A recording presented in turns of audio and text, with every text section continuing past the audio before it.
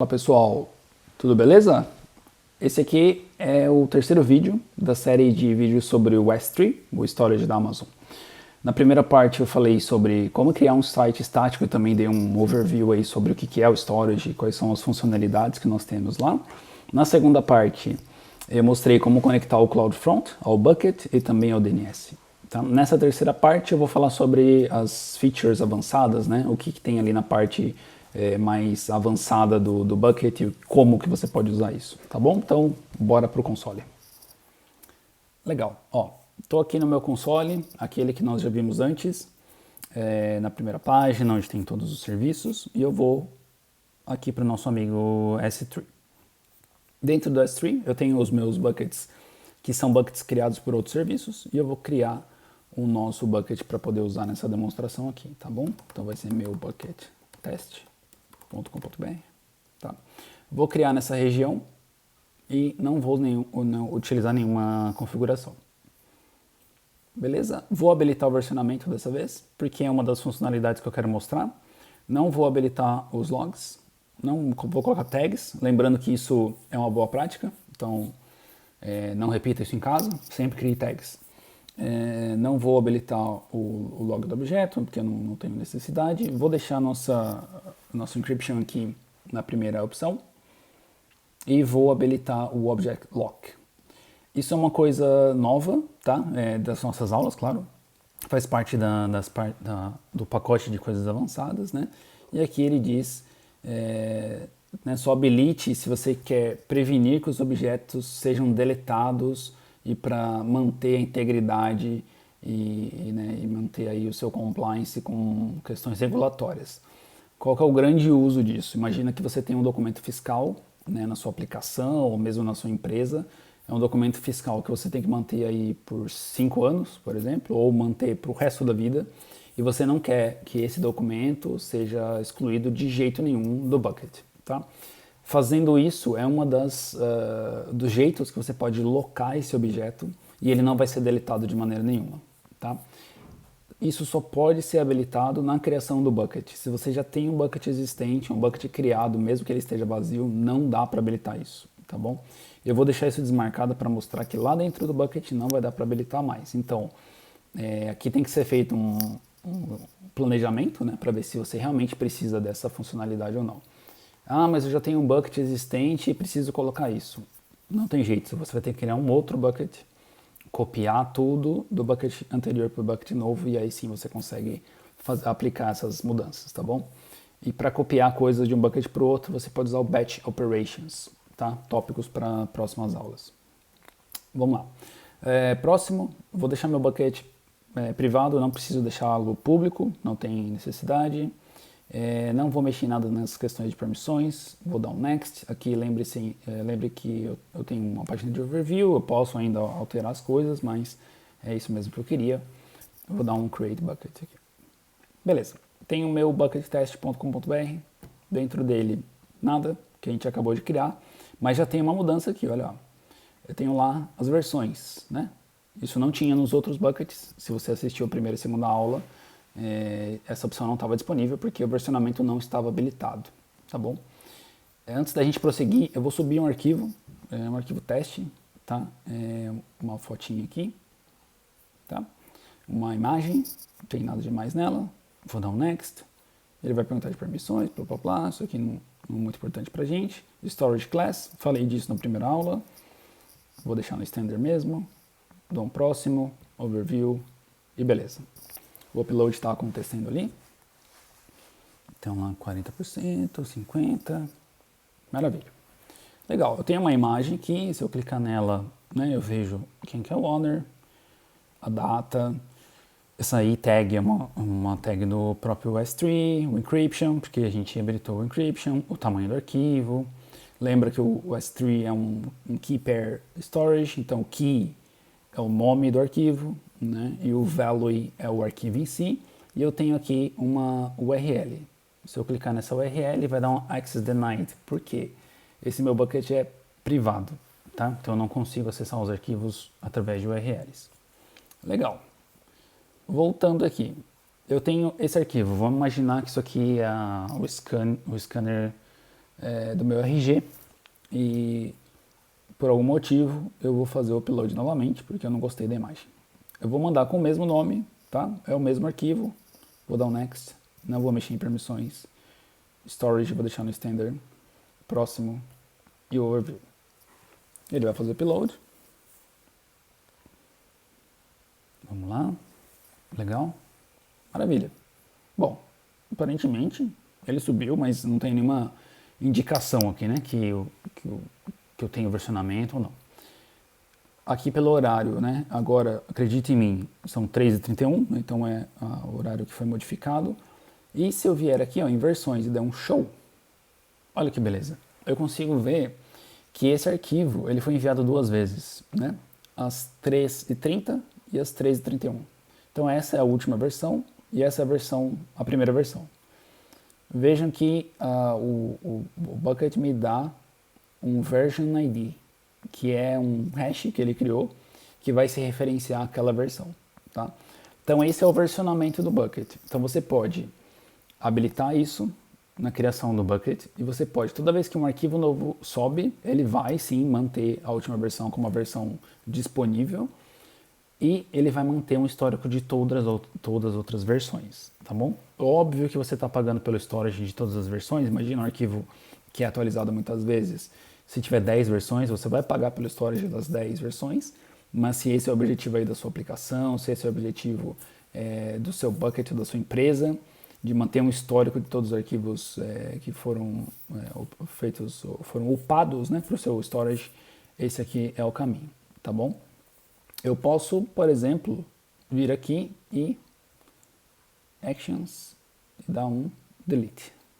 O que será que vai acontecer? Você acha que ele vai apagar essa versão ou ele vai apagar tudo? Todas as versões. Então vou dar um Delete.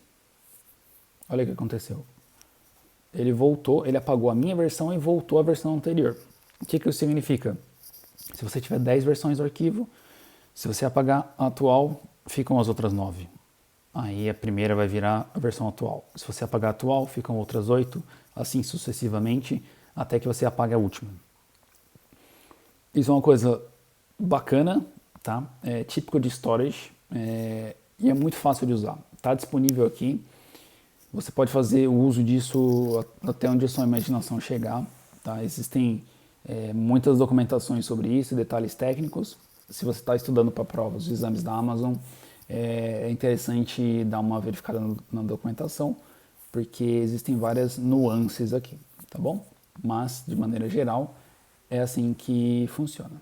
Beleza? Então tá, falamos do versionamento. Desculpa, vamos em Properties. Então, o versionamento é algo que eu acabei de falar, eu posso desabilitar, né? É importante, se eu desabilitar agora, aquele meu arquivo versionado vai continuar versionado e todos os outros novos não vão ser mais versionados, tá? Server Access Login, eu falei disso brevemente anteriormente, em outras aulas. O que vai acontecer aqui, toda vez que o bucket for acessado, ele vai gravar um log.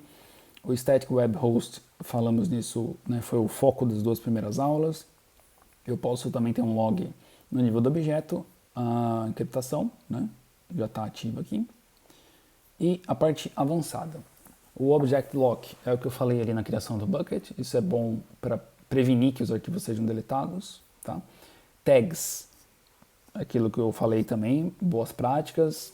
Você tem tags em todos os serviços, tudo que você cria, para depois poder fazer inventários, puxar relatórios através das tags. Você pode incluir tags a qualquer momento, na criação do bucket ou aqui. O Transfer Acceleration. Transfer Acceleration é o seguinte, você pode usar um endpoint acelerado, né, do bucket para poder fazer o upload de arquivos grandes ou fazer upload de arquivos de maneira mais rápida. O que isso significa, né?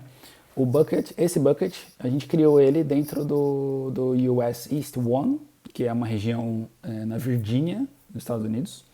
Então, toda vez que eu faço um upload, né, eu estou fazendo uma conexão internacional, né? Aqui no momento eu estou conectado na Europa, estou fazendo uma conexão para os Estados Unidos. Né? Para o Brasil é a mesma coisa, então você tem os cabos submarinos e todas as conexões de backbone, saída, entrada de países, e você tem uma certa latência. Né? Eu subi um arquivo ali de 800K, eu acho, não tinha nenhum mega, não faz muita diferença. Agora imagina que o S3 ele foi desenvolvido, né, para ter grandes arquivos. Você pode ter arquivos de 1 tera, né? Você tem um limite no storage da Amazon por arquivo, mas você pode subir arquivos realmente bastante grandes, tá bom? Imagina que eu estou gravando esse vídeo aqui agora, eu posso pegar o vídeo bruto e jogar no storage da Amazon, tá? Imagina numa conexão que tenha uma latência muito grande ou que não seja estável o suficiente, principalmente quando você está conectando de um país para o outro, pode dar uma grande diferença, tá bom? Antes de eu habilitar, eu vou clicar nesse link aqui, ó, Want to compare your data transfer speed by region. Então, clicando aqui, o que ele vai fazer? Ele vai fazer um teste no meu bucket, tá? Com e sem o Transfer Acceleration. Então, ele está fazendo uma simulação aqui, ó. Então, ele está fazendo um Direct Upload Speed, quer dizer, ele está pegando um arquivo e mandando lá para o bucket, tá? Ele vai fazer a mesma coisa com Transfer Acceleration, tá? Só para você ter um comparativo. E ele vai fazer esse mesmo comparativo com todas as regiões. Olha, São Francisco, Oregon, Dublin, Frankfurt, Tóquio, São Paulo e assim por diante, London. Então, todas as regiões ele vai fazer essa comparação. Todas as regiões onde existe o Transfer Acceleration habilitado, tá bom? Enquanto ele faz ali, ó, aqui ele fala, né, a nota aqui, né? Ó, em geral, quanto mais longe você está de uma região S3, maior é a melhoria na velocidade que você pode esperar com o Transfer Acceleration. Né? Então, o que isso quer dizer? Eu estou aqui na Europa.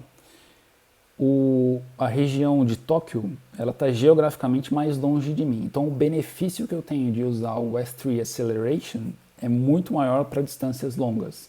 Se eu testasse com Frankfurt, que é um data center da Amazon, uma região da Amazon que está, acho que 400 quilômetros daqui onde eu estou, eu não tenho tanto ganho assim, tá? Porque eu estou muito perto. Então, quer dizer, a própria conexão normal, sem o Transfer Acceleration, funciona super bem. O Transfer Acceleration não vai dar tanta diferença. E daqui para Tóquio daria bastante diferença, tá bom? Ele diz aqui, né, se você vir velocidades similares, né, resultados similares, com e sem o Acceleration, você pode aí a largura de banda para o upload ou existe uma restrição ali que está limitando o seu upload. Isso quer dizer o quê? A Amazon está fazendo o papel dela, mas pode ser que a sua conexão tenha algum constraint ali, né? Tenha alguma trava ali que não deixa que seu upload chegue a 10 MB por segundo, coisas assim, tá? O que acontece muito comumente no Brasil, né? As operadoras aí sempre limitam o valor de upload que você tem disponível, tá bom? Voltando aqui, ó, na simulação da Amazon, se eu usar o Transfer Acceleration, eu consigo aumentar a velocidade em 28%. Pensa num arquivo grande, tá? Que poderia levar meia hora do jeito comum, ele levaria 20% a menos, tá? Se eu sou bom de geografia, 30 minutos, vamos pensar em 30%, são 9 minutos de economia, tá? Claro que eu falei geografia, mas eu sei que é matemática. São Francisco, que é bem longe também. Se for pensar, os Estados Unidos é um país, né, horizontalmente, né? Não, é verticalmente grande, e você tem a costa oeste dos Estados Unidos, né, que é bem longe. Parece que Estados Unidos é ali, mas São Francisco está bem lá para a esquerda, né? Mais para a beirada do mundo, né? Então é bem longe. Então dá 128% de diferença. É muita coisa, pessoal, muita coisa mesmo, tá? Oregon e Dublin tá aqui perto de mim, tá? Deu 20%, até que é bacana, né? Você vê que do Oregon, da Virgínia para o Oregon não tem tanta diferença assim. Desculpa, né? Oregon aqui, e de Dublin para Virgínia também não tem tanta diferença assim. Eu não sou um cara de infraestrutura física, mas eu sei que existe uma conexão Europa e Estados Unidos, uma das melhores do mundo. Os dois continentes que têm a maior velocidade de ligação. Tá? Frankfurt. Frankfurt é uma surpresa, porque está perto, como eu disse, talvez 300 ou 400 quilômetros daqui. Então eu ainda ganho 30%, é bastante, tá? Para Tóquio, eu acho que vai dar uma diferença bastante grande. Enfim, eu acho que a ideia tá bastante clara aqui. Deu 36. para São Francisco 128, isso é incrível, tá? Vamos deixar isso aqui rodando e depois a gente volta, tá? Mas eu acho que a ideia tá clara. Eu posso habilitar esse Transfer Acceleration, que vai, claro, custar mais, tá? Então, se seu bucket vai receber arquivos de grande tamanho, né? É uma coisa legal de se usar. Se você tem usuários espalhados pelo mundo, então pensa aí numa multinacional, a sua multinacional utiliza uma conta nos Estados Unidos, mas a sua filial do Brasil está mandando arquivos para esse bucket, é uma coisa legal de se habilitar, tá bom? Então são dois casos principais do Transfer Acceleration. Não vou habilitar, a gente não vai testar isso. Eventos. Por que eu comecei, né? Essas são as primeiras aulas, né, desse canal, eu tenho muita coisa para compartilhar. Eu comecei pelo S3 porque eu julgo que ele é um dos principais serviços que a Amazon tem, e a gente vai falar muito do S3 daqui por diante. A gente vai falar, mas o log vai ser gravado no storage, o log vai ser, a gente vai usar a imagem, né, o snapshot do EC2 pode ser salvo no S3. Então toda vez que eu falar disso, você vai falar, pô, legal, já conheço o S3 suficientemente para poder acompanhar as aulas.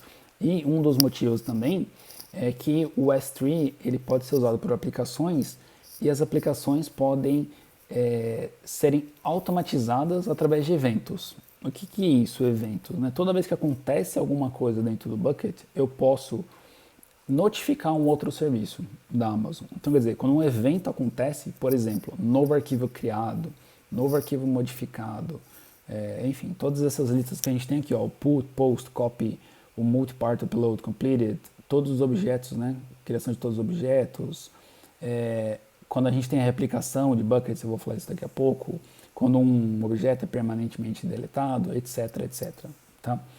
Então eu posso escolher uma lista de eventos, por exemplo, quando eu tenho um put, tá? Vou colocar aqui meu evento S3 test. Eu quero que isso aconteça só no meu diretório imagens, por exemplo, só para imagens.jpg, vamos usar o mesmo exemplo da Amazon, tá? Mas eu poderia deixar isso em branco, quer dizer, tudo para todos os objetos, posso filtrar por objeto, e aqui eu vou mandar esse evento para onde?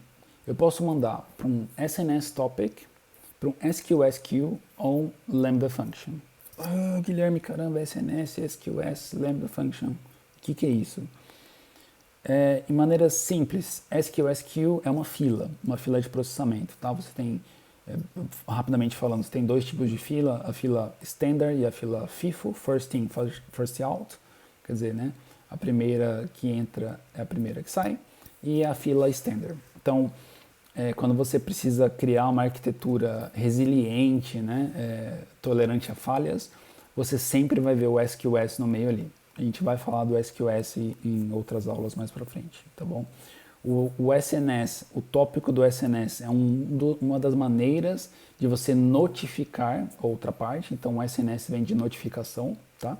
Então toda vez que alguma coisa acontece na infraestrutura da Amazon, você pode, por exemplo, receber um e-mail, você pode notificar um parceiro, você pode chamar um webhook, você pode fazer centenas de coisas. Você pode notificar uma outra pessoa que está ali subscrita num tópico, né? Um tópico é realmente, como o próprio nome diz, um assunto, né, que você pode assinar. Assim como você assina um jornal, uma revista, e você recebe ali toda a semana, todo mês na sua casa, você pode assinar um tópico aqui e ficar escutando quando alguma coisa acontece. Então toda vez que alguma coisa acontecer, alguma coisa for publicada naquele tópico, você vai receber algum tipo de notificação, tá bom? Pode ser e-mail, pode ser um webhook, como eu disse anteriormente. Aqui é uma fila, né? Então é um paradigma, uma estrutura de dados bastante comum. E Lambda Function, que é uma das últimas maravilhas que apareceu aí no mundo computacional, né? A gente vai falar bastante do Lambda, falar bastante de serverless, e eu posso invocar uma Lambda Function, tá? Então aqui, exemplinho básico, a gente vai explorar isso bastante no futuro, mas imagina que eu estou mandando uma imagem, no meu caso aqui, estou mandando uma imagem, um rosto, e eu quero que essa imagem seja feito o crop dela, né? Quero cortar ela e quero fazer algum tratamento, colocar a minha marca d'água. Então eu tenho lá um cadastro de clientes, o cliente vai mandar a foto dele, eu vou fazer o upload para o S3, para um bucket, Assim que uma imagem chegar, eu quero que uma função seja executada, então essa função vai pegar essa imagem, fazer o crop dela e colocar uma marca d'água em cima com o logotipo do meu site e salvar de novo na S3. Então é um evento, certo? Então foi feito um upload numa nova imagem, uma Lambda Function, a gente vai falar do Lambda Function, nada mais é do que uma função, tá? É escrita em várias linguagens disponíveis, Node, Go, Java, C Sharp, etc. Ela vai ler esse arquivo do S3 e vai fazer o processamento, tá bom? Posso ter quantos eventos eu julgar, tá? Através disso eu consigo fazer várias automatizações, várias ideias, muitas coisas, e a gente vai falando disso aos pouquinhos, tá bom? Mas é importante, aqui no S3 é importante você saber que existem os eventos. E aí, por último, a gente tem o Requester Pays, né? Aqui é como se fosse a chamada a cobrar ao inverso, né? O que acontece? Você pode, quando você tem alguém consumindo os dados do seu bucket, você pode fazer com que quem está consumindo é quem vai pagar a transferência. Lembrando que o S3 ele te cobra pelo storage e também pela transferência. Toda vez que você toda vez que você tira um objeto do bucket, você paga por isso, tá bom? Geralmente quando você faz o upload você não paga, pelo menos no momento presente. Mas quando você puxa, você está pagando ali a banda que está sendo utilizada. Então aqui você pode habilitar e fazer com que quem está consumindo é quem pague, né? Imagina duas contas na Amazon, uma conta usando o seu bucket, você pode fazer com que essa banda seja paga por quem está fazendo a solicitação do seu objeto. Beleza? Legal, ó. Aqui a gente falou rapidamente das Advanced Settings, né, das configurações avançadas. Vamos só voltar aqui no Transfer Acceleration para ver quais são os resultados. A gente tinha parado em Tóquio, né, Seul 26%, Singapura 71%, olha Sydney 239%, muito legal isso, né?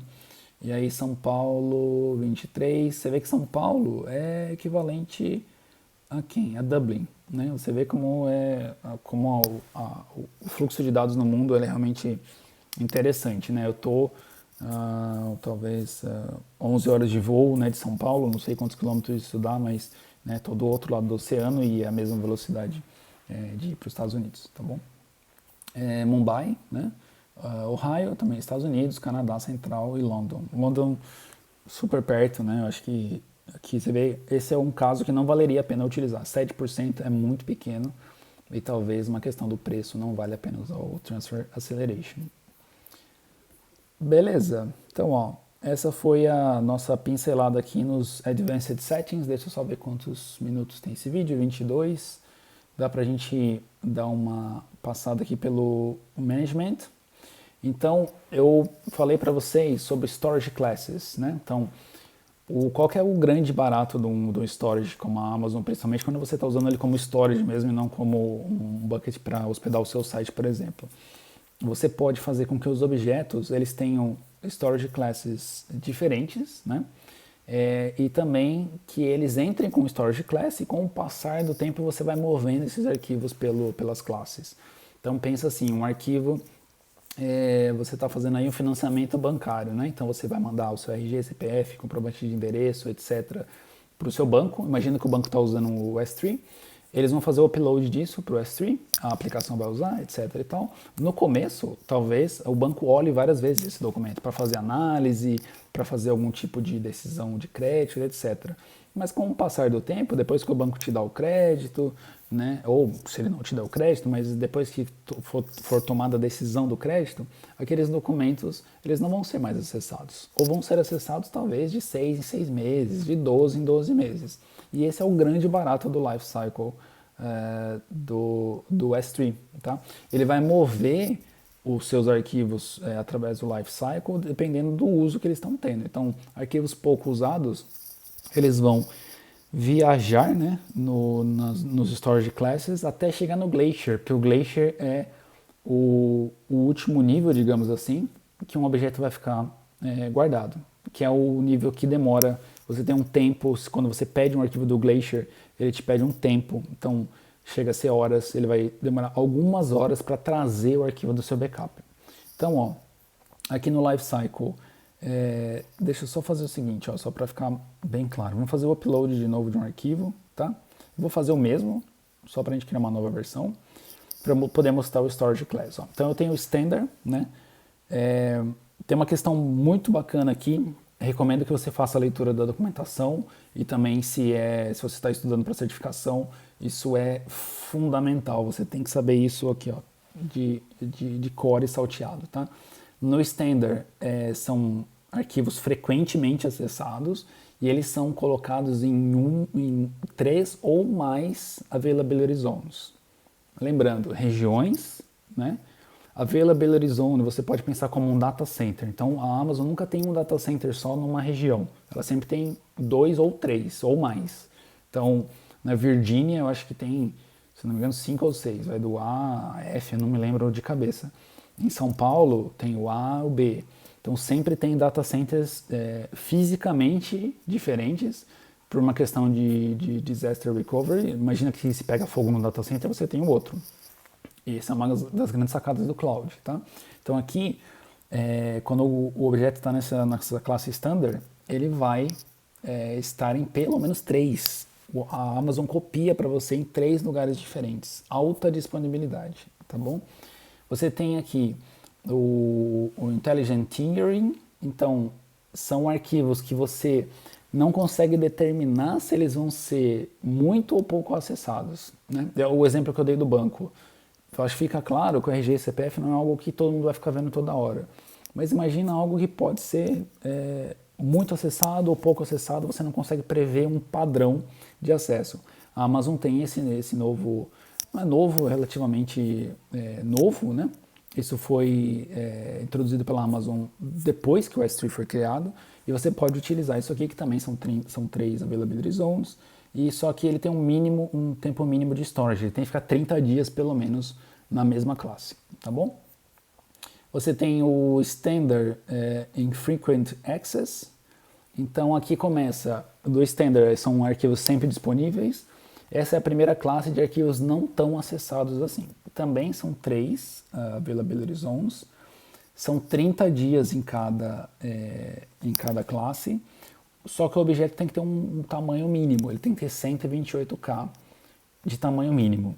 Ah, mas meu arquivo tem 5K. Não dá para fazer, não dá para usar nessas classes, tá bom? Seu arquivo tem que ter um tamanho mínimo. Isso até aqui, até o Standard IA, né? São 3 availability zones. Então, quer dizer, a Amazon está garantindo que seu arquivo vai estar sempre disponível. Nesse aqui é o One Zone IA, né? É o Infrequent Access. Olha a diferença. Availability Zones, uma, tá? Então, quer dizer, né, o maior igual a 1. A Amazon está falando para você, olha, eu vou salvar o seu arquivo, só que eu não garanto que ele vai estar disponível quando você precisar. Por quê? E se der um pau nessa Availability Zone, tá? AZ. Se der um pau nessa AZ, já era. Seu arquivo está num lugar só. É como se você utilizasse seu computador, seu HD externo. Deu pau no HD externo, já era. Aqui, esse One Zone IA, né? Ele não vai garantir para você. Então, o que isso significa? Se você tem um arquivo que é mega hiper importante, um contrato assinado em PDF que está salvo, e você não pode perder esse arquivo, essa storage class não é para você, tá? Porque a Amazon não garante, tá bom? Tem que ser no standard. O Glacier já entra no que? Na parte do backup. Então os arquivos não são mais utilizados, etc e tal, eles vão ser movidos para o Glacier. Então o Glacier ele vai ficar 90 dias, o mínimo, né, de duração desse arquivo é 90 dias. E o mínimo, o arquivo mínimo é 40K. Você vê que aqui era 128, aqui é 40K. E o Glacier Deep Archive, que é realmente o backupão, digamos assim, o backup do backup, que são 180 dias de storage, tá bom? Também os dois, o Glacier, os dois tipos de Glacier são 3 AZs, também garante a disponibilidade, tá? Só uma ressalva aqui, isso também é uma coisa de exame. Se você está estudando para o exame, até caiu uma pergunta para mim, eu fiz 3, né? Tenho 3 certificações. Nos 3, eles perguntam isso e eles falam mais ou menos assim, você tem uma aplicação que gera um thumbnail de uma imagem, né? Ou gera um ícone de uma imagem. E essa imagem está salva no Standard. E ele gera esse thumbnail e é salva nesse OneZone. Isso é um problema? Se você perder esse thumbnail, é um problema? Se você perder esse ícone? Não, não é um problema. Porque se der pau nessa AZ, você pode recriar esse arquivo. Então são arquivos de criticidade baixa para sua aplicação, tá bom? Então, se você pode recriar arquivos, joga ele lá, porque ele é barato, tá? Não tem problema. Você tentou acessar, não deu certo, você recria e salva de novo. Agora, é aquele contrato assinado que você não tem a cópia dele em lugar nenhum? Não é o OneZone AZ. É o OneZone Infrequent Access, tá bom? Esse aqui é a chavinha para você decidir aqui. E aí você tem essa Reducer Redundancy. Isso é uma coisa que a Amazon não recomenda mais, né? Ele está até falando aqui, que é um tipo de storage class que eles criaram no passado, tá bom? Abri aqui só para mostrar para vocês, eu vou deixar no Standard e vou dar um Next, só para mandar nosso arquivo lá. Beleza, falei tudo isso para poder voltar no Lifecycle. Você vê que eu subi meu arquivo no Standard e ele vai ficar no Standard para sempre, tá? Ele não move sozinho. O Lifecycle, ele faz exatamente isso.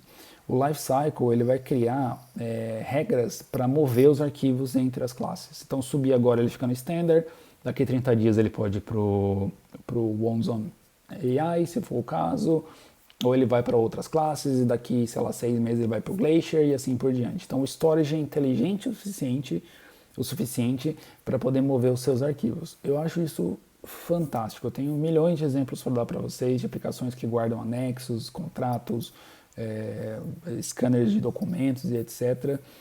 Imagina que você teria, sem usar um serviço gerenciado desse, você tem que implementar isso nativamente, né? Você tem que fazer a leitura da última data modificada, etc. e tal, tá bom? Então aqui você pode criar o Lifecycle, tá? Eu posso colocar por exemplo, aqui My Lifecycle, tá? O prefixo, a gente pode colocar aqui, por exemplo, tudo, tá? Vou dar um Next. Então ele vai perguntar aqui, ó, por request, então isso aqui é uma coisa, a Amazon, né, ela sempre vai te cobrar por tudo, então é bom você dar uma olhada no pricing, né? Então você vai pagar por isso, tá bom? Então eu quero sempre mudar, sempre mexer na versão corrente, né, e não nas versões anteriores, tá? Vou dar um Next aqui. E ele vai me perguntar aqui a expiração, etc e tal, e assim por diante eu posso criar o Lifecycle, tá? Não vou entrar em muitos detalhes aqui, eu acho que a ideia geral ficou clara, tá? Trazer os objetos para o Lifecycle, movê-los nos Storage Classes usando o Lifecycle, tá? Replicação, vamos ver, 32 minutos, legal, vamos continuar. Replicação, também é uma coisa muito bacana, eu tenho 2 tipos de replicação hoje em dia no S3. Lembra que tudo é baseado em região, o bucket está numa região. Eu posso replicar dados de uma região para outra automaticamente, tá? Que é o Cross Region Replication. Eu tenho a minha matriz é nos Estados Unidos e eu tenho uma filial no Brasil. O bucket está lá nos Estados Unidos, próximo da matriz. Só que eu posso, ao invés de usar o Transfer Acceleration e todas aquelas coisas que a gente explicou de como deixar o acesso mais rápido, eu posso criar um outro bucket no Brasil e conectar os dois. O que acontece? Toda vez que tiver um upload nos Estados Unidos, automaticamente aparece no Brasil. Tá? Então, essa sincronia acontece entre as duas regiões. E você também pode ter uma replicação dentro da mesma região. Então, eu posso criar 2 buckets lá em Virgínia ou 2 buckets em São Paulo e configurar aí a sincronia entre eles na mesma região. Tá bom? Também existem diversos cenários que você pode usar para aplicar isso, tá? Nessa questão de filial, matriz de filial é realmente uma das opções. A segunda é quando você, por exemplo, na mesma região, imagina que você tem um bucket privado e um público, e você quer levar alguns arquivos do privado para o público, seja o que for. Vamos supor, todos os arquivos .pdf são públicos. Beleza. Você manda a bala e faz isso aí, tá bom? Analytics. Então, você pode ter informações sobre o uso do bucket. Então, conforme você vai usando aqui, as coisas vão aparecendo, números, para você saber o que está acontecendo. As métricas, mesma coisa, tá? Esse bucket é novo, né? Quantos requests, data transfer, então você pode saber aqui, ó, por hora, né? Por semanas. Então, conforme você vai usando o seu bucket, são números interessantes. Lembrando que a Amazon te cobra por data transfer também, enfim, você tem que ficar de olho aqui. E o inventário, né? O inventory, você pode criar um inventário de tudo que acontece no seu bucket. Então imagina aí que você tem um bucket gigantesco, depois de um ano você quer puxar um inventário de tudo que aconteceu no seu bucket. Ó, você tem as colunas, você pode exportar isso para um CSV, você pode aí fazer integrações com o Apache, serviços do Apache e assim por diante, tá bom? É útil, né? Principalmente se você for um sysadmin, um sysops. No exame sysops eles vão perguntar algumas coisas de inventário e também algumas coisas de métricas, tá bom? Então, era tudo isso. O bucket tem várias funcionalidades, vários usos, né? A gente mostrou na primeira e segunda aula o uso mais simples, mais corriqueiro. Falei rapidamente também, vocês podem ver aqui na minha lista de buckets, eu tenho buckets que são criados por outros serviços e hoje nós falamos aí sobre as funcionalidades mais avançadas do S3. Isso não é tudo, tem mais algumas coisas no S3. Eu vou deixar para falar disso um pouco mais para frente, que são tópicos realmente bastante específicos de alguns serviços. O Batch Operations é um deles e assim por diante, tá bom? Eu espero que você tenha gostado. Se você tiver alguma dúvida, algum comentário, você pode deixar uma mensagem aqui na parte de baixo, se você estiver no YouTube. Ou se não, me manda um direct lá no Instagram, eu vou colocar aqui as minhas redes sociais. E também queria te pedir para você entrar no meu site, guilhermeferreira.com.br, se cadastra lá, tem um espaço para você colocar o seu e-mail, se cadastra porque eu sempre aviso quando eu for disponibilizar uma nova aula e também qualquer tipo de comunicação que a gente possa fazer. Também vou compartilhando aí o dia a dia aqui na Europa, porque eu trabalho com AWS, tá bom? Por enquanto, muito obrigado e a gente se vê na próxima. Um abraço. Tchau.